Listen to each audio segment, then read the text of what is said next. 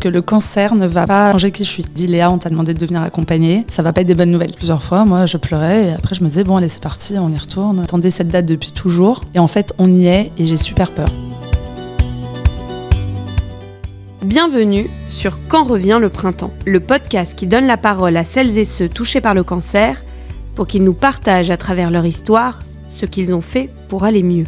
Je m'appelle Camille, j'ai moi-même été diagnostiquée d'un cancer et je suis depuis en rémission. À chaque étape de cette épreuve, je me suis posé des questions sur comment me reconstruire, sur la complexité des émotions que je pouvais ressentir, sans forcément trouver de réponse. En gros, retourner à la vie d'avant, alors que justement, plus rien n'est comme avant. Et puis je me suis rendu compte que c'était le parcours de beaucoup d'autres patients, et que partager tout ça, c'était aussi la clé. Dans ce podcast, vous trouverez des conseils, des trucs et astuces, des ressources, des témoignages émouvants de personnes qui en ont fait une priorité, faire revenir le printemps.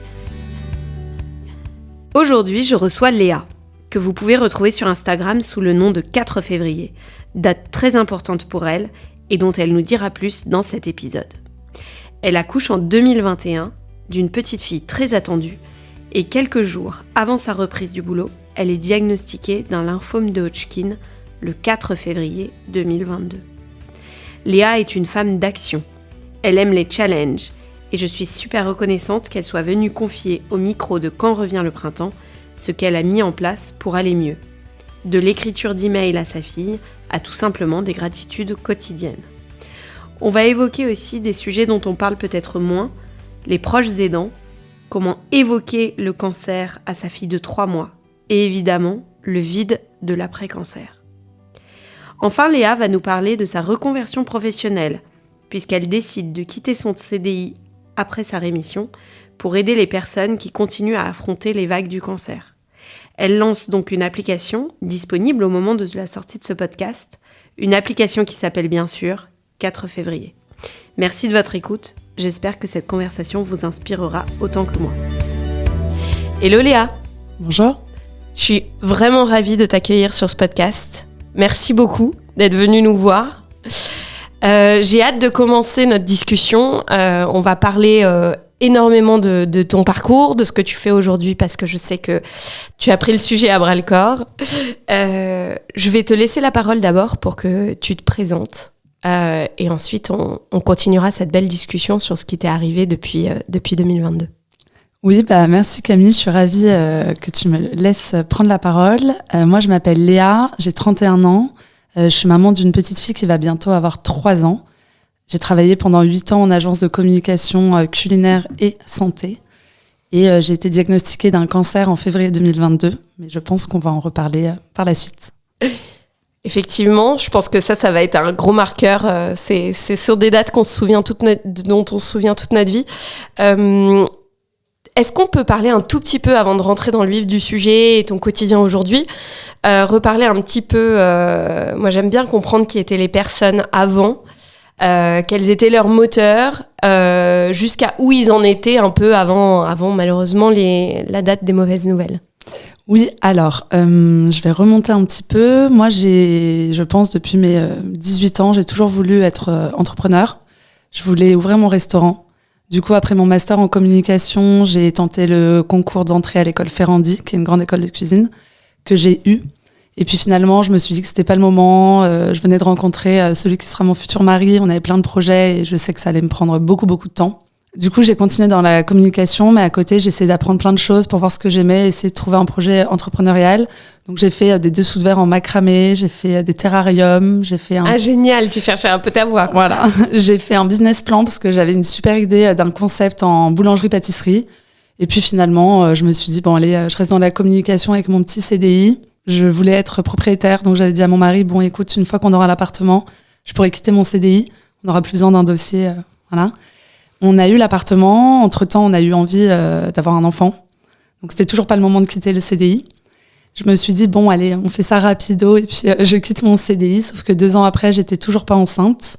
On nous a dit qu'il fallait entamer un parcours PMA, donc là le travail c'était devenu, c'était au 10e plan, donc je suis restée en CDI toujours, et en fait je suis tombée enceinte naturellement. Ok, donc voilà. Tu avais commencé un parcours médicalisé, du coup Exactement, j'avais les injections dans mon frigo et je les ai jamais commencées. Et du coup, là, c'était acté. Voilà, j'accouche, j'ai 3 mois de congé maternité. Et puis, à mon retour, je quitte mon CDI pour de bon, parce que c'est un métier qui me rongeait de l'intérieur. Je travaillais tout le temps, il n'y avait pas beaucoup de reconnaissance. Et du coup, avec la naissance de ma fille, je pense que tu sais ce que c'est, les priorités sont revues. Et du coup, je voulais pas du tout retourner dans ce milieu d'agence. Et en fait, on m'a diagnostiqué 2 jours avant la reprise du travail. Oui. Donc, je suis restée en CDI encore. Juste pour revenir un petit peu sur... du coup, tu as quand même vécu un peu des moments déjà un peu difficiles. Alors, j'aime pas hiérarchiser. Mais dans l'idée, quand tu sais que du coup, votre projet enfant, il est un peu repoussé, etc. Toi, déjà, t'abordes ce genre de difficulté médicale, si je peux dire, d'un point de vue voilà, de ton ressenti, de toi, ta manière d'être. Comment tu gères ce genre de difficulté ? Alors moi, je suis quelqu'un de très optimiste et très positif, que ce soit pour moi ou pour les autres.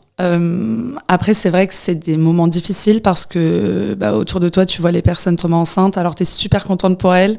Et en même temps, tu te dis, pourquoi moi, ça vient pas ? J'ai un collègue, je me rappelle, qui m'avait dit, oh là là, on a mis 6 mois, c'est énorme. Et t'es là, bon. Et du coup, non, je me suis dit, ok, ça prendra un peu plus de temps que prévu. On l'avait pas prévu comme ça, mais ça va finir par fonctionner. Et en fait, voilà, on a eu une belle surprise. Mais j'essaye toujours de prendre les problèmes, on va dire, en me disant, il y a une solution. Okay. J'ai d'ailleurs un tatouage qui le représente. Ah, génial, qui représente quoi ? Qui est ici. C'est derrière chaque problème, il y a une solution. Ah ouais, super, on aime beaucoup. Donc cette petite fille, elle naît, congé mat. Toi, d'un point de vue physique, j'imagine bien, postpartum, etc., tu te sens pas bien, mais tu sais déjà qu'il y a quelque chose qui va pas. Alors non, moi je me sens super bien. Ok. En fait, j'ai une grossesse parfaite. À 9 mois de grossesse, je courais encore pour avoir le bus. Donc vraiment, tout allait super bien. J'ai accouché. La petite a fait ses nuits dès qu'elle avait 1 mois. Donc tout allait bien. Mais vers 5 mois, j'ai commencé à tousser. Alors c'est des petites crises quotidiennes, pas très longues. Mais c'était un peu embêtant. Au rendez-vous de ces 2 mois de contrôle, j'en ai parlé à mon médecin qui m'a dit, écoutez, le test Covid est négatif. Il fait froid, c'est l'hiver. On va prendre un sirop et puis ça va passer. Sauf que le mois d'après, c'est monté crescendo. Je pouvais plus du tout terminer de phrases, parler à quelqu'un au téléphone, parce qu'il faut parler plus fort au téléphone. Courir, m'asseoir, m'allonger. Enfin, c'était devenu... On est vraiment passé du stade où mon entourage me disait bon, t'es relou, prends tes médicaments, à les gros yeux. Tout le monde se regardait. Je me rappelle, au Nouvel An, j'étais avec mon meilleur ami, sa copine et mon mari, et tout le repas, ils se regardaient en se disant il y a un problème là, enfin, c'est pas possible. Et du coup, au rendez-vous de contrôle des 3 mois de ma fille, j'avais vu une copine la veille qui m'avait dit faut absolument que tu demandes une radio du thorax. Elle m'a dit je veux pas te faire flipper, c'est sûr qu'il y a rien. Enfin, il y a quand même quelque chose, donc le sirop, il sert à rien, fais une radio, et puis comme ça, ils vont soigner ça. Donc le lendemain, rendez-vous de contrôle, et je dis au médecin, bon écoutez, je m'étouffe, c'est devenu invivable, prescrivez-moi une radio du thorax. Bon, je pense qu'il me l'a faite en se disant, on va lui donner, elle va arrêter de nous saouler avec sa toux en plein mois de février. Et du coup, je reprenais le travail 2 jours après. Donc je me suis dit, il faut absolument que je fasse tous les examens avant de reprendre, comme ça j'y retourne quand même la tête un peu plus vide. Donc on était le 4 février 2022. Date très importante pour le reste de l'histoire. Je suis allée pour faire la radio du thorax, il y avait 1 demi-heure de retard. Je suis quelqu'un absolument pas patient. Donc j'ai écrit à mon mari, je lui ai dit je pars, c'est pas grave, je ferai ça plus tard. Et il m'a dit tu ne quittes pas le cabinet tant que t'as pas fait la radio. Ouais. Donc je suis restée en me disant bon, ils vont ces anges gardiens sur notre épaule. Ils vont arrêter de m'en parler là. Et du coup j'ai fait la radio, j'ai repris ma carte vitale pour partir tranquillement. Et le médecin m'a dit, excusez-moi, est-ce que vous pouvez venir dans mon bureau ? Donc moi, oui, pas de souci. Et il me dit, regardez la radio. Et puis moi, je vois une grosse, comme de la fumée blanche. Et il me dit, là, vous avez une masse au poumon. Alors moi, mode déni activé. Je lui dis, ah d'accord, bon du coup, c'est quoi les traitements ? Qu'est-ce qu'on fait ? Et il me dit, non, là, je peux rien vous dire, mais il faudrait aller faire un scanner. Et par chance, j'avais un rendez-vous pour un scanner l'après-midi, déjà prévu depuis des mois, parce que j'avais une crise d'appendicite. Donc voilà, les choses sont bien faites. Et donc, je vais faire le scanner, complètement tranquillement. Et le médecin, pareil, me dit, est-ce que vous pouvez venir dans mon bureau ? Et il me dit, il y a quelque chose qui ne va pas, je ne peux pas trop me prononcer sur ce que c'est, mais il faudra sans doute être suivi dans un établissement spécialisé. Bon, moi, toujours un établissement spécialisé, ok, bon. En sortant, j'ai quand même versé une petite larme en me disant, Je crois qu'il y a quelque chose qui va pas. Et puis je comptais m'en débarrasser là. Ouais, demain je dois dire à mon patron que je pars en fait. Et du coup j'ai appelé mon mari et ma meilleure amie en leur disant je crois qu'il y a quelque chose qui va pas. Je pense qu'eux ont compris avant moi qu'il y avait vraiment quelque chose qui allait pas. Et du coup ma meilleure amie m'a trouvé dans la foulée un rendez-vous avec un oncologue pour qu'il lise les résultats. Et il m'a appelé, il m'a dit par contre venez accompagner. Ouais. Bon, là aussi ça aurait pu être une petite alerte. Et moi je lui dis non mais il y a pas de souci, vous inquiétez pas. Il me dit si venez accompagner. Et mon mari était avec ma fille et je lui ai dit c'est hors de question qu'à 3 mois elle vienne dans un hôpital. Du coup j'y suis allée avec mon père parce que ma mère était en vacances en Espagne. Et du coup on s'assoit dans le bureau, il me tient la main parce que je pense aussi qu'il avait compris. Il m'avait dit Léa, on t'a demandé de venir accompagner, ça va pas être des bonnes nouvelles.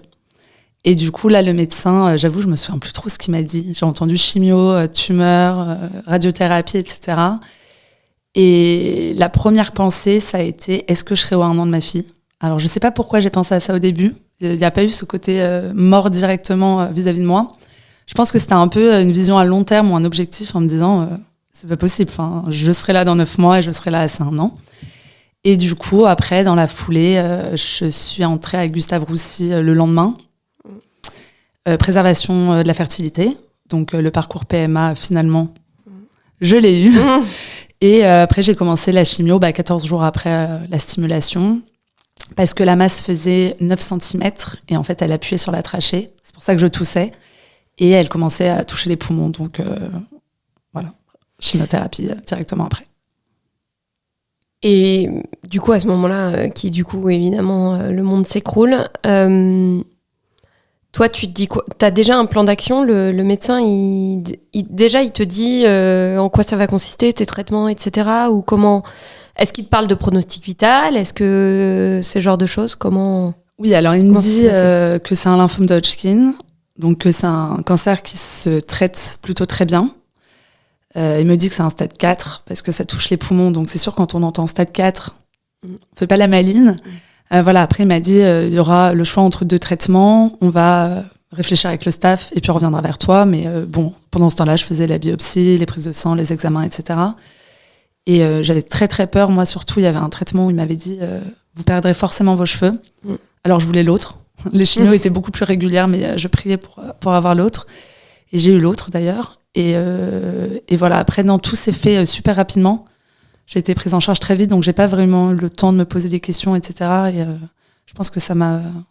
Parce que l'attente, on sait que c'est affreux. Ouais. À ce stade-là, du coup, il y a des choses que tu appréhendes, des choses qui te font peur, ou pour le moment, tu te dis juste, je vais voir, j'attends de voir. Non, je me dis quand même... alors moi, j'ai toujours eu très très peur de la mort, depuis que je suis... je pense depuis que j'ai 4-5 ans. Donc là, d'y être confrontée, ça a été très dur. Et en même temps, aujourd'hui, j'ai beaucoup moins peur de la mort, du coup, grâce à ça, au final. Non, j'avais très peur. Je venais d'accoucher, donc je me disais, je peux pas laisser la petite et mon mari, c'était pas possible. C'était plutôt ça, en fait. Sinon, je me suis plutôt dit, OK, c'est parti, on y va. Et les taux de guérison sont bons. Donc, let's go, quoi. Et justement, pour ta fille, il y a des choses que vous avez mis en place. Comment, pendant tes cycles de chimio, j'imagine, t'étais plus faible. Elle a 3 mois à l'époque, du coup. Alors, elle devait entrer chez la nourrice vu que je devais reprendre le travail. Donc ça a été... C'était organisé. Voilà. Vraiment. Et pour elle n'était pas du coup dans un univers un peu stressant et anxiogène. Après, j'ai une copine qui est psy et qui m'avait dit que les enfants sont des éponges, même à 3 mois. Du coup, la règle, c'était de ne pas parler du cancer à la maison et de ne pas employer le mot cancer. Même si à 3 mois, franchement, elle ne savait pas ce que ça voulait dire. Donc avec mon mari, on appelait ça la méchante maladie. Et voilà, sinon, elle allait chez la nourrice. Et du coup, vous avez décidé de pas du tout... Alors, il parle pas, hein, bien sûr, à cet âge-là, mais du coup, vous avez décidé de la préserver, en fait. Vous vouliez pas... on lui disait quand même qu'il y avait... je crois que je lui disais, maman, une méchante maladie, parce qu'on dit qu'il faut parler aux enfants. Je vais être fatiguée, je vais être triste, mais c'est pas de ta faute, etc. Alors ma copine me disait, faut que tu lui parles. Mais sinon, après, on n'en a plus parlé et je me suis mis plutôt dans un mood très positif, optimiste. Donc, il n'y a pas eu trop de phases à la maison où ça allait pas. Ok. Et c'est quelque chose que tu lui en parles, entre guillemets, toujours pas? Tu dirais tu vois des choses dans son quotidien aujourd'hui qui ont été impactées ou... Franchement, je pense pas. Elle est pleine de vie. Elle sourit tout le temps, elle rigole tout le temps. Donc, je pense pas que ça l'ait perturbée. Après, depuis qu'elle est née, je lui ai écrit des mails. C'est vrai. Avec des vidéos et des photos de ses premiers pas, enfin tout. Et du coup, il y a quelques messages quand même que je mets là-dessus. Mais sinon, je ne l'en parle pas aujourd'hui, mais je lui en parlerai plus tard, sans problème. Ouais. Donc du coup, tu commences les traitements.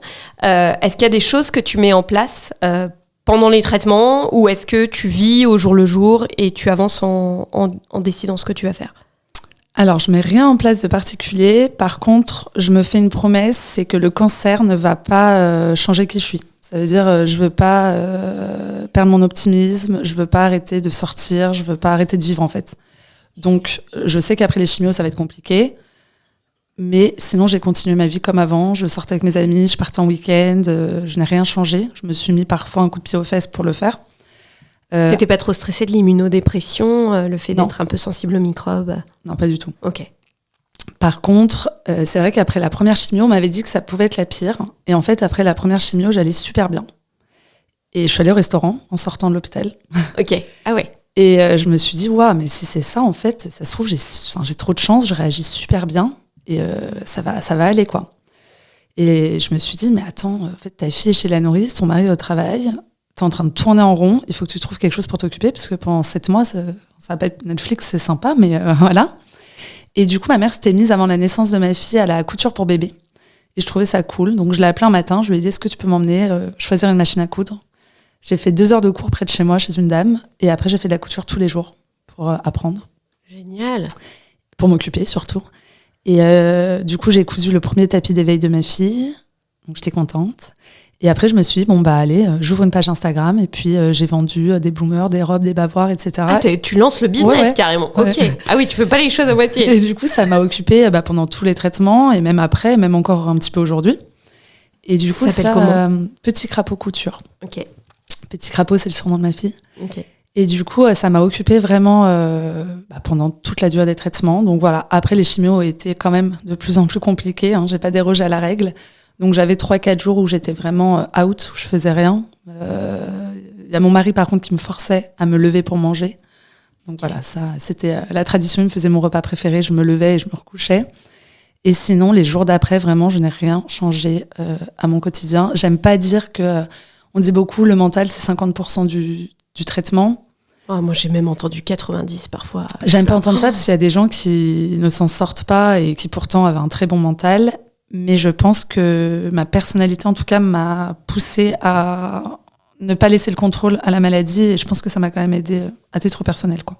Oui, la reprise de contrôle, d'ailleurs, ça passe par plein de choses. Et c'est pas juste le côté très mental, force mentale. C'est aussi prendre un contrôle, c'est savoir quand il faut aller pas bien, quand il faut aller mieux. C'est ça. Et puis s'autoriser, plusieurs fois, moi, je pleurais. Et après, je me disais, bon, allez, c'est parti, on y retourne. Ouais. Et justement, c'est parti, on y retourne. Il y avait quelque chose, tu vois, qui te faisait te lever ou c'était une fois que la vague était passée? En fait, moi, j'avais 8 séances de chimio. Donc, il y en a eu 1, 2, 3. Et on me disait, bon, allez, encore 5. Et moi, je me disais, non, déjà 3, plus que 5. Donc, j'essayais à chaque fois, je me disais, OK, 1 sur 8, 2 sur... Voilà. Et pareil pour la radiothérapie, j'avais 20 séances. Et pareil, chaque jour, je me disais, OK, déjà 1, déjà 2, déjà 3. Tu visualisais un peu le décompte, quoi. Voilà, c'est ça. Donc, toujours essayer de trouver des petits trucs. Après, chacun a ses petits tips, mais plus de prendre le problème dans l'autre sens. Ouais. Les bonnes nouvelles arrivent à un moment. Oui. Que les traitements fonctionnent. Oui. Donc ça, c'est quand même un moment extraordinaire. Ouais. C'est en milieu de chimio, je crois, j'ai eu un premier PET scan. Et c'est là qu'on m'avait dit, soit tu réponds bien au traitement et puis on termine quand même tout. Soit tu réponds pas bien et on va passer à une chimio plus forte. Donc là, j'ai très mal dormi la nuit d'avant. Et moi, je disais à mon mari, j'imagine un PET scan type sapin de Noël, il y a des cellules partout. Parce qu'en plus, les ganglions, on en a dans tout le corps. Donc je me disais, ça peut très facilement dégénérer. Et c'était juste avant le week-end de Pâques. Et le médecin m'avait dit, vous aurez les résultats lundi. Et je l'ai appelé le vendredi, je lui ai dit, s'il vous plaît, vous pouvez pas me laisser comme ça. Et il m'a dit, passez un très beau week-end de Pâques, tout va bien. Donc là, j'ai pleuré, j'étais en terrasse d'ailleurs, j'ai pleuré, j'étais super contente. Et après, je lui ai dit, du coup, on peut tout arrêter. Il m'a dit, ah non, on termine la chimio et vous allez faire la radiothérapie parce qu'il y a plein de cellules qui sont invisibles au PET scan, etc. Et si on s'arrête maintenant, vous pouvez rechuter. Donc, on va jusqu'au bout. C'était non négociable. Donc, mais après, on est dans un autre état d'esprit. Les chimios sont plus difficiles, je trouve, sur la fin parce qu'en plus, on se dit... merde, il n'y a plus rien. Donc là, ça détruit vraiment tout ce qui est sain dans le corps. Mais en même temps, on se dit, on approche de la fin. On est affaibli. Hein. Et puis, de toute façon, il n'y avait pas le choix. Hein. Ouais, il n'y a pas le choix, tu termines. Donc voilà. Et oui, on est affaibli. La 4e chimio, je me rappelle, c'était... Enfin voilà, il y en a où on se rappelle que ça a été très dur. Quoi. La célébration de la fin, du coup, toi, tu avais déjà eu des bonnes nouvelles, donc j'imagine que tu étais quand même moins stressée sur le dernier check. Tu as eu un PET scan à la fin ou... Non. Ah ouais. Mais j'en ai demandé un quelques mois après. Ouais. La fameuse douleur qui te hante. Un petit dernier. Ouais. Donc, célébration. Et là, quel est ton état d'esprit, la vie qui s'ouvre devant toi, l'après-cancer, nouveau chapitre? Ouais, alors là, je fais ma dernière radiothérapie, donc je pleure tout le taxi du retour, de joie. Hein. Enfin, j'étais vraiment trop contente. Je rentre chez moi, y a mon mari et ma fille, il y a des fleurs partout, du champagne, etc. Donc je pleure, et lui il se dit bon bah elle est super contente. Et en fait, moi je pleurais de ça y est, je suis plus suivie, c'est terminé. Je pensais être trop contente, j'attendais cette date depuis toujours, enfin, depuis quelques mois. Et en fait, on y est et j'ai super peur. C'était pas du tout l'effet que j'attendais. Et je me suis dit, t'es plus suivie, tu vas plus voir les médecins aussi souvent. Et là, j'ai eu un gros stress. J'ai quand même organisé une grosse fête le week-end d'après au parc avec tous mes amis, toute ma famille, etc. On a fêté ça. Et après, ça a été quand même très compliqué. Je pense que tu vois de quoi je parle. Ouais, très bien. De plus le médecin c'était mon pilier et au final je me disais mais j'ai envie d'aller le voir, j'ai envie de faire des PET scans, des scanners, imagine ça repart, on va pas le voir et puis le moindre ganglion panique, la moindre toux panique, donc ça a été assez compliqué quand même. Et c'est vrai qu'on parle pas assez de l'après-cancer, je trouve, un peu plus maintenant, mais c'est un chamboulement parce que pour les proches c'est terminé, c'est la fête, c'est reparti, et toi t'es là. Et puis on n'a pas envie de gâcher la fête. Moi j'avais un peu ce sentiment-là aussi. C'est les gens, ils ont tellement donné pour t'accompagner que t'as pas envie de leur casser le moral à dire eh oh en fait je vais pas bien. Ouais. Alors et en fait on est passé de messages quotidiennement. Enfin vraiment pour le coup j'ai un entourage incroyable à plus rien. Enfin des petits messages de temps en temps pour les rendez-vous de contrôle, pour savoir comment je vais. Mais je pense que même eux de leur côté ils doivent se dire bon elle vient de sortir de ça, elle a plus envie d'en parler. Et en fait, on se retrouve un peu tout seul, quoi. Ouais, il y a un malentendu qui se crée, je pense, et je sais pas trop comment on peut faire parce que à la fois on n'a pas envie, et puis le message on n'a pas envie non plus qu'il soit sur le thème de je sais que tu vas pas bien, parce que en même temps t'as quand même envie d'aller bien. Ouais, il y a un truc quand même très particulier de cette phase-là. Ouais, c'est pour ça que je pense que c'est très très dur, et je le dis souvent, d'être proche aidant. Je pense que c'est beaucoup plus dur que d'être patient parce que déjà on n'a pas de soutien. Enfin, moi, je vois les gens, ils me demandaient de mes nouvelles, ils demandaient à mon mari de mes nouvelles, mais de ses nouvelles à lui, très peu. Alors qu'il a plein d'amis, etc. Mais tout le monde était concentré sur moi. Alors moi, justement, j'ai dû, après les traitements, aller poser un stérilet parce qu'on m'avait dit que je n'avais pas le droit de tomber enceinte pendant 2 ans. Donc bon, déjà, je me disais, bon, ça va. Vous avez déjà eu assez de contrôle là pendant 7-8 mois. Et là, encore après, en fait, on a des choses qu'on ne doit pas faire. Et du coup, quand je suis allée chez le gynécologue, il m'a posé une question, pourquoi j'étais là, et je me suis mise à pleurer. Le pauvre, il n'a pas compris. Et il m'a dit, écoutez, moi j'ai un réseau qui permet, quand on est en parcours PMA, d'avoir accès à des psys gratuitement. Donc je vais un peu bidouiller le truc et vous aurez accès à une psy gratuitement. Ok. Du coup, ça, c'était dans le scope de la fertilité. C'est ça. Ouais. Mais il l'a fait passer en fait sur la fertilité. Ouais. Mais c'était vraiment pour moi, à titre personnel, suite au cancer. Donc je suis très reconnaissante. Et du coup, j'ai été suivie par une psy pendant 3 mois. Puis elle est tombée enceinte, elle est partie. Et du coup, je me suis dit qu'en fait, ça ne m'aidait pas forcément. Je pense que j'avais pas besoin de ça, en fait. J'avais besoin d'en parler, mais à une autre échelle. Pas un psychologue du tout. De toute façon, ce qui est super important, c'est que chacun doit trouver un peu ce qui lui va. Je trouve qu'il y a tellement pas de règles générales. Et d'ailleurs, parfois, tu testes des trucs qui te conviennent à toi à ce moment-là et que tu avais d'ailleurs déjà testé et qui te servaient pas à l'époque. Toi, à part du coup le suivi psy, Alors moi, depuis la fin des traitements, donc ça fait 2 ans que je suis suivie par une kiné pour des problèmes que j'ai eus au niveau intime liés à la chimiothérapie. Sinon, pendant les traitements, on m'a beaucoup dit va voir un sophrologue, va voir une diététicienne, va voir un acupuncteur. Et c'est des médecins que je n'allais pas voir avant. Et je pensais que j'allais bien, donc je me disais que c'était pas utile. Je suis quand même allée voir un acupuncteur qui était super bien noté, donc je me suis dit allez, on va essayer. Il a mis toutes ces petites aiguilles, donc je ne pouvais plus bouger. Et il m'a dit, vous savez, c'est le karma, vous payez pour vos actions passées. Qu'est-ce que c'est horrible. Donc là, ça va que j'avais un bon mental. Je me suis dit, quelqu'un de fragile, là, il sort, il pleure. Hein. Ouais. Je suis jamais retournée le voir. J'hésitais à l'appeler, je me suis dit, j'ai pas de temps à perdre pour ça. Donc je suis jamais retournée voir d'acupuncteur pendant les traitements, mais j'y suis allée à la fin de la radiothérapie. Quelqu'un qu'on m'avait conseillé pour le coup, et elle était super. Elle était vraiment super. C'est tellement important en fait d'avoir des recommandations, quoi. Ouais. C'est là où on... Et en fait, les avis Google, c'est pas forcément bon. Et du coup, voilà, je suis retournée la voir à la fin des traitements. Et sinon, non, voilà, kiné, psy, acupuncteur. Génial. Et aussi, il y a une fille sur Instagram qui était coupeuse de feu et qui m'a dit, je t'ai fait une séance à distance avec une photo avant la radiothérapie. Je sais pas si ça a fonctionné, mais en tout cas, c'était très gentil de sa part. Donc, voilà. Ouais. D'un point de vue professionnel maintenant, je sais que tu as un super projet sur lequel tu bosses depuis. Raconte-nous un peu comment t'es arrivée du coup à parler de ça. Je sais que c'est une idée du coup on en a parlé au début, qui te titille depuis bien avant cette histoire. À quel moment tu te dis bon, j'ai envie de continuer à parler de ça, à continuer de parler de cancer? Est-ce que raconte-nous comment t'es arrivée à ton idée, à ton projet, et puis surtout parle-nous de ce que c'est. Alors quand j'étais diagnostiquée, du coup j'ai pas quitté mon travail, mais je savais que là il y avait pas d'autre plan de sortie, c'est-à-dire à la fin, si la rémission était annoncée, je quitterais ce boulot parce que je pense aussi que tout le stress engendré, etc., ça n'a pas aidé. Et puis même une fois qu'on a vécu ça, on veut faire des choses qui nous plaisent. Ça faisait déjà 5 ans que j'en avais marre, donc voilà, je savais que j'allais partir. À un moment, je me suis dit, bon, la couture pour bébé, ça se trouve, en fait, c'est ça ton projet. T'es maman, ça le fait. Et en fait, au fond de moi, je savais que ça allait bouleverser ma vie, le cancer. Je pense que dès l'annonce, on le sait de toute façon.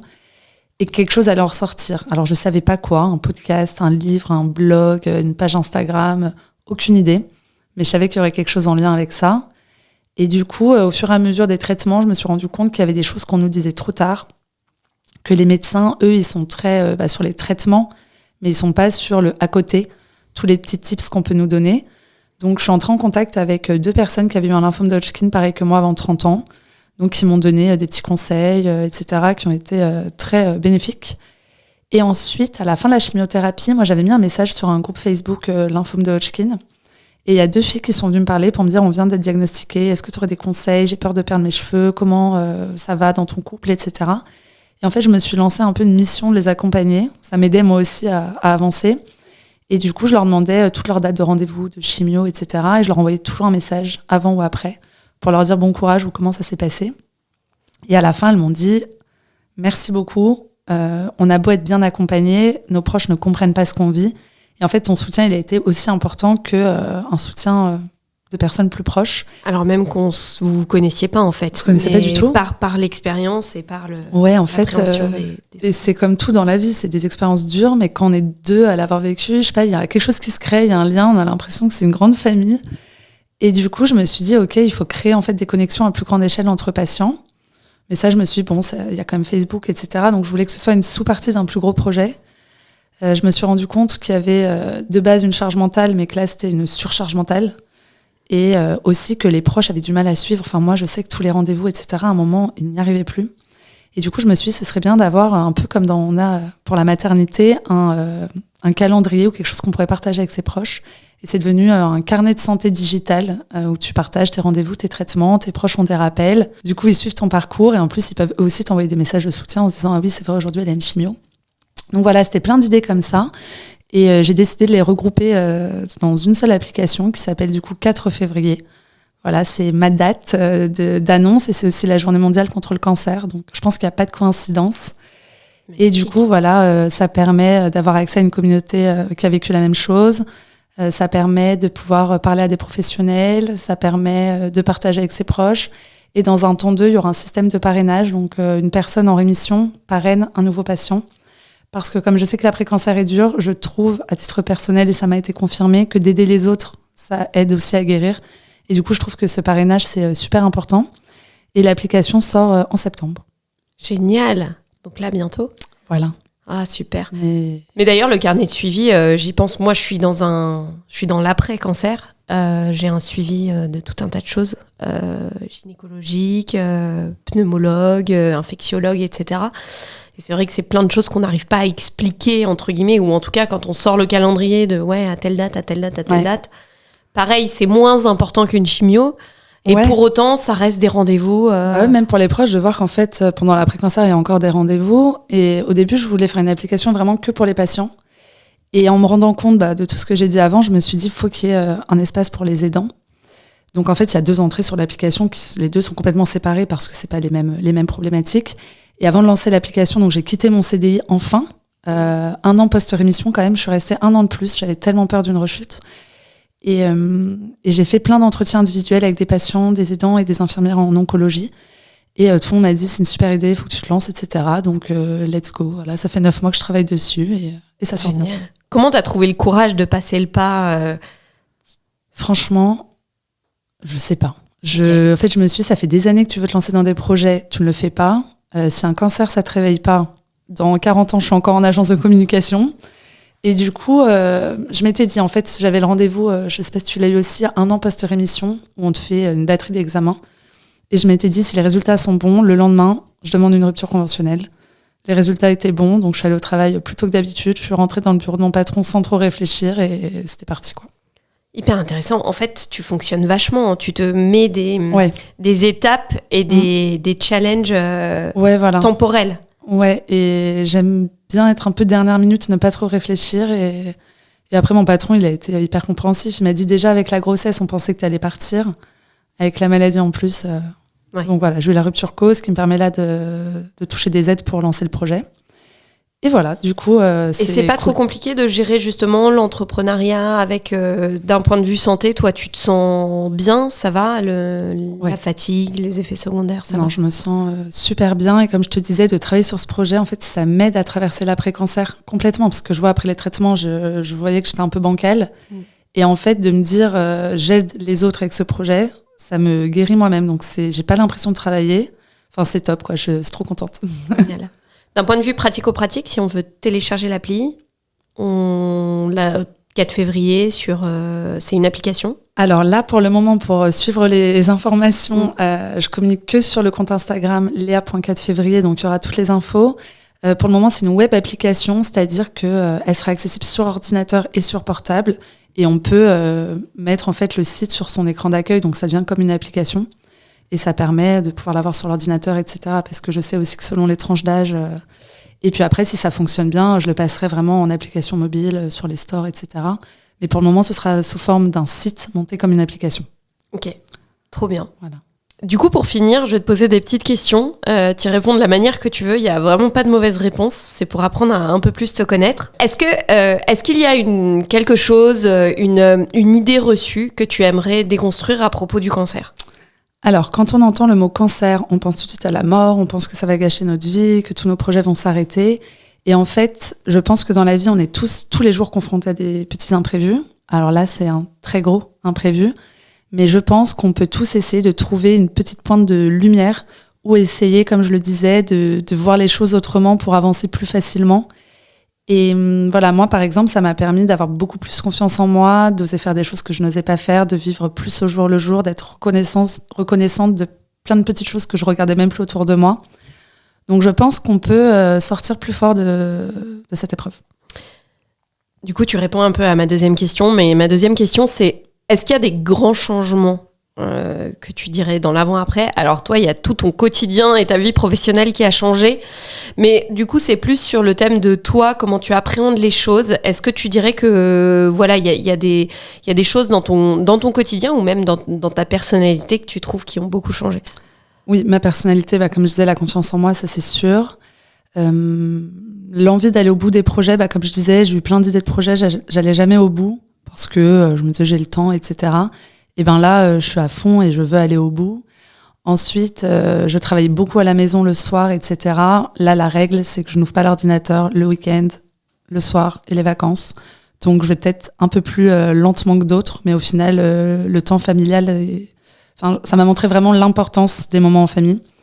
Et sinon, non, profiter et joie de vivre toujours. Ouais. Si tu devais te mettre un petit mot ou un petit message pour, on va dire, la Léa juste avant le diagnostic ou juste après, tu vois, un peu ce côté, la peur du vide à ce moment-là. Si tu avais un petit mot à glisser dans la poche, qu'est-ce qu'il y aurait écrit ?